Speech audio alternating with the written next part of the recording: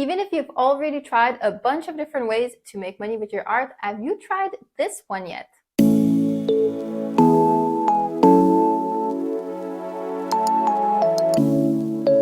Welcome to Art Business with Ness. I'm Ness and I'm a professional illustrator. Today I want to talk to you about a very fun and maybe different to you way to sell your art. But before we jump into it, if you're new here and you would like to see more videos like this, then don't forget to subscribe and hit the little bell so that you get notifications whenever I upload a new video. Let's go! So many of you are used to the freelance model of illustration, which is to say custom illustration work.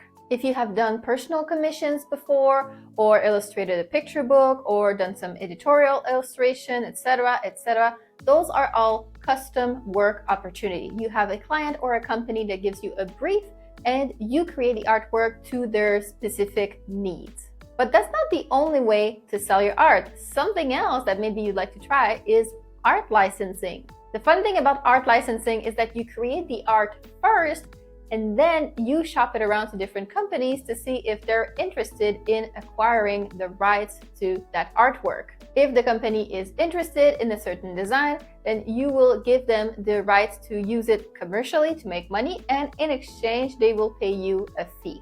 So this is art licensing in a nutshell. It's the business of intellectual property. You can either sell an art piece outright, which means you give the company all of your copyrights, or you can license the art piece, which means you only rent it to them. The company is allowed to use your work under specific conditions and you retain all other copyrights. This may all sound a little bit complicated, but it actually is quite simple, and there are some major advantages to selling your art this way. First of all, you can actually license the same piece of work to multiple different companies. Let's say you have an illustration, you can license it to a company that makes t-shirts, and another company that makes travel mugs, and another company that makes couch cushions, making 3 times the profit for the same illustration. You would be able to do that as long as the license that you gave all these companies is a non-exclusive license. But even if you gave a company an exclusive license, after a certain period of time, when the contract comes to term, all the rights would revert back to you, and then you'd be able to license or sell this artwork again. This is what I love the most about doing art licensing now, which is most of what I do now. It's because every time I create a piece of artwork, it's like creating an asset, a business asset, something that I won't just make and be paid for my time, but something that can make me money for years to come. Another great advantage to art licensing is that you can make whatever art you want. You're not tied to a very specific brief. You can do whatever you want as long as the art that you're creating is marketable and something that a company might want to put on a product. But that encompasses a variety of different topics, a lot of them topics that you would really enjoy, and you have a lot more freedom than when you do custom artwork. I personally always try to stick to categories that I know sell really well, like Christmas art, for example. But even then, if I want to draw cats one morning, I can draw cats. I can create a collection about birthday cats, for instance. I can always find a way to work in with the thing that I want to do. And the next day, if I don't feel like drawing cats anymore, I want to draw flowers, I can do that. I'm not so limited to being the hand for my client. I can draw what I want, and that's what I love so much about this industry. The third big advantage, and that's an advantage for the company, but also for you, is that they already know what they're going to get before they buy it. So for the company, it's great. There's very little risk involved. Instead, when you hire someone to create something custom, they can always end up creating something that just doesn't quite hit the spot. But when you see the artwork before your eyes and you can decide yes or no, that's a much different story. But for the artist, that's great too, because we know we won't have disappointed clients. They bought the art because they love it, so they'll be happy with it. Now, the term licensing, you may have heard in a bunch of different contexts. It's a really broad term that can apply to multiple different things, like music, or you can license TV shows to Netflix or another network, or you can license characters for merchandising. It's a huge umbrella. It just basically means renting out intellectual property. But when it comes to illustration specifically, we tend to call that industry surface design. And it's basically because we design artwork to decorate surfaces, hence surface design. So surface designers try to create very nice decorative art that will make products more appealing. And that can be all kinds of different products. Surface design is a huge market. Many surface designers focus on patterns almost exclusively. There's even an entire subset of surface design that's called surface pattern design. But surface design isn't just patterns, it's also illustration. Sometimes also called placement prints. They can be used on multiple different products like wall art, greeting cards, etc. And they're very in demand.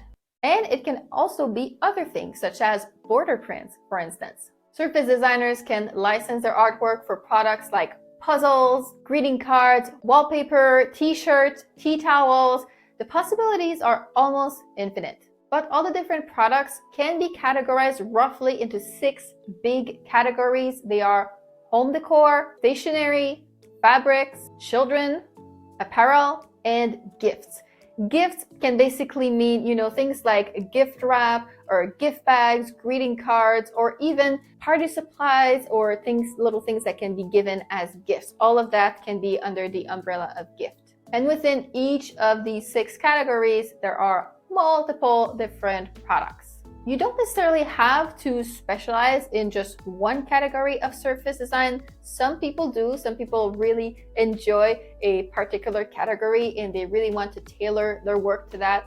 But other designers like to create designs for multiple categories and license it to everyone. That's possible too. However, it is such a big market that there is something to say for narrowing it down a little bit, at least in the beginning, because it can really help you. Otherwise, it's just so overwhelming.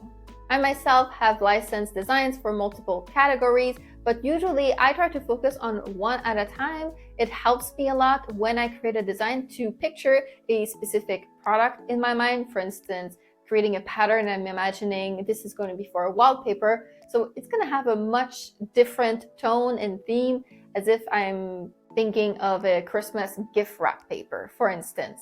But once you did design the illustration or pattern, if you want, you can also try to license it in other categories. There's nothing saying that you can't.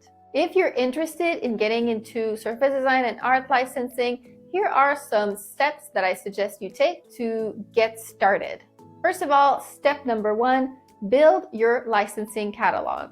Your licensing catalog is kind of like your portfolio, but whereas in a freelance illustration portfolio, you really want to curate it to just your very best work as samples, as examples of what your skill set is. For a licensing catalog, you really kind of want to show the companies all the products that you have for sale, basically. Many surface designers have a basic portfolio on their website that is just a few of their best samples. And then they have on a separate page a full licensing catalog that is basically every design that they have for sale. Since you won't be creating something custom, you need to have the art so you can shop it around, so you can propose it to companies. But you can start with as little as 12. You don't need to have hundreds of designs right away. You can start small and add to it as you go. I have almost 300 designs now to my licensing catalog, but it took me a while to get here, and I add 12 new designs to my catalog every single month. But I can only maintain that because I do this full-time. If you're not full-time, obviously you probably won't have time to do quite as much, and that's fine. You should go at your own pace. If you add a little bit to it every month, before you know it, you will have hundreds of designs in your catalog too. Of course, the more designs you have, the more you can sell, so there is that. Something I also highly suggest is to work in collections. In surface design, a collection is basically a sequence of a few different designs that work together and support each other. They will have the same theme, the same color palette, and just really fit well together. It's really nice to work this way, to present your design this way to companies, because a lot of companies, this is the way they like to purchase the art. Sometimes they want just the one design, but oftentimes they want a few different ones to create the product. For example, maybe they want a nice, big, complex pattern to put on a bedspread, and they want something more simple for the bed sheet and maybe even an illustration for the pillow. They would want designs that match well together, and so having a collection pitched to them, it's really a nice way for them to shop instead of having to put together things from multiple different sources. For us designers, it's also great to work this way because it really allows us to get into a rhythm. You don't have to redo your color palette, your theme, your brainstorming, all of your prep work. Once you have done that, you can create several designs around that. And I found for me personally, it takes me so much less time to create one collection of, let's say, 6 designs than creating 6 different designs where I have to do a whole prep before I can start. Working in collection, it's really a big time saver that allows you to create more designs, and it just creates a very nice presentation of designs that work well together. It's amazing. Step number 2 is to find companies. At some point, you will need to pitch your art to companies, and so first of all, you have to find them. This can take a lot of research, and this is where focusing a little bit on just one market at first, at least, can really help because it's just so much research. It can really be overwhelming if you're thinking about all the categories at once. I usually try to do just one category at a time. It really helps make it more manageable. You can find companies online or in stores, but not all companies work with artists and license their artwork. A lot of companies have in-house designers, especially very large company. They might have a whole team in-house that draws these sort of things for them. And other companies, especially smaller companies, might use stock illustration.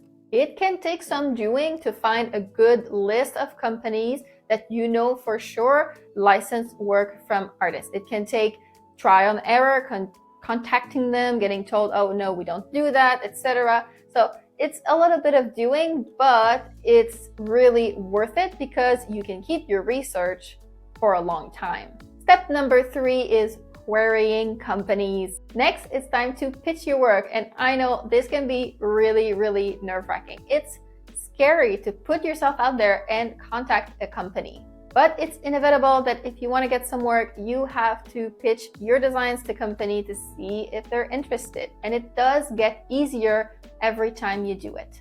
After you've found the email address for the company, or even better, for the art director or the art buyer directly, you can send them a message introducing yourself and wowing them with a few samples. You do have to take into account it is quite a competitive field. There are hundreds of artists who contact these companies probably every month, and so they have a lot to choose from. It is a numbers game. You can't just query one company and expect to have a contract right away. The more you contact, the more chances you have of getting a yes. Step number 4 is follow up. I know that it can be so discouraging when you send an email and you don't hear back, or even worse, if you get a no. But don't give up. Don't leave it at that. It's actually very rare to receive a contract from your very first email. Most of the time, you have to follow up and you have to send them multiple emails before they will see the sample that's just the thing that they're looking for right at that second. It can take many, many emails before a company starts recognizing your name from having seen you a few times, or before you get the exact right timing when they're buying artwork. So really, the name of the game here is persistence. Persistence is key. You don't have just a one shot with the company. You should be emailing them any chance you get. And finally, step number 5 is research and learn. Art licensing can be quite a complicated business model because it has to do with copyrights. I would really recommend that you learn all you can about pricing, about copyrights, about negotiating, about all the different types of license that you can do, and even about things like current trends so you can stay up to date. The main point is you want to be ready. You don't want to be blindsided when a company finally gets back to you interested in acquiring your art and suddenly you're like, oh no, I don't know what to do. Do I sell it all right? Do I do royalties? 5% royalty? Is that a good deal? You want to have this information beforehand. And then there's stuff like negotiating and contracts that can be very complicated too. So be as prepared as you can. And on that note, I'd like to invite you to a very special free online event that's going to be held next weekend, January 20th and 21st. It is the Surface Pattern Design Summit. At this summit, there will be 12 guest speakers who will each present a free masterclass on all kinds of different topics, varying from art and art business. I've been invited as a guest speaker, and I will be presenting a masterclass called Pricing for Licensing. I think you will enjoy it, and there's also a bunch of different talks, including attracting clients through a personal brand, knowing your why, a compass to guide you, brand photography for creatives, I'm really excited for that one, AI acceleration, efficiency and creativity, and more. All of this is free, and there will even be a swag bag for all the attendees. Every single speaker has offered some freebies and free resources to pull together in this swag bag, and you can download this for free as well. There's some really cool stuff in there. So it's really an amazing event and a great opportunity for you to learn all kinds of different new things about art and about surface design. Don't miss it. I will leave the link in the description below to reserve your free tickets. I really hope to see you there. But until then, that's it for me today. Thank you so much for being here. I appreciate you, and I hope you enjoyed this video. If you did, don't forget to like, comment, and subscribe to help our small channel grow. I will see you in the next video. Bye bye!